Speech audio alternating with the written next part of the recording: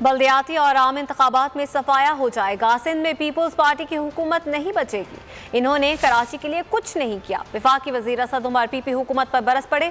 कहा शहरियों को पानी नहीं मिल रहा। पीपी हुकूमत ने ट्रांसपोर्ट भी नहीं दी। मजीद कहा मरदमशुमारी में कराची के साथ ज्यादती हुई है। कराची अब बेइख्तियार नहीं रहेगा। जलने वाली कराची की कोऑपरेटिव मार्केट को बहाल कर दिया गया। वफाकी वजीर असद उमर गवर्नर सिंध इमरान इस्माइल बहाली की तकरीब में शरीक भी हुए। खिताब करते हुए असद उमर ने कहा कि मार्केट की बहाली पर उनकी अहलिया भी खुश है। अहलिया ने उन्हें मुबारकबाद भी दी।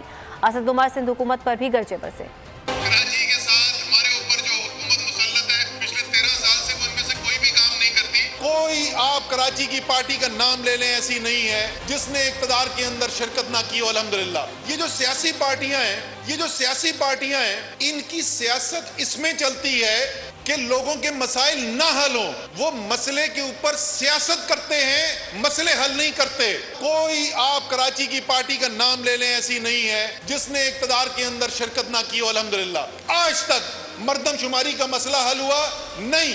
आपको कराची में बैनर बहुत नजर आएंगे मर्दमशुमारी के मुतालबे पे। मुश्तरका मुफादात की काउंसिल की मीटिंग के अंदर फैसला किया गया कि फिल फॉर अगला मर्दमशुमारी करानी और इंशाअल्लाह ताला आने वाले खिदमतगार लोग होंगे। जैसे आपने कोऑपरेटिव मार्केट बनते हुए देखी है, जैसे ग्रीन लाइन ऑपरेशन बनते हुए देखी है, जिस तरीके से K4 का मंसूबा बनते हुए देख रहे हैं, इसी तरीके से इंशाअल्लाह ताला कराची के अंदर भी तरसील का निजाम होगा, पानी की तरसील का निजाम। और कराची जो पानी की बूंद बूंद के लिए तरसावा है, ये प्यास इंशाअल्लाह ताला कराची की बुझाई जाएगी।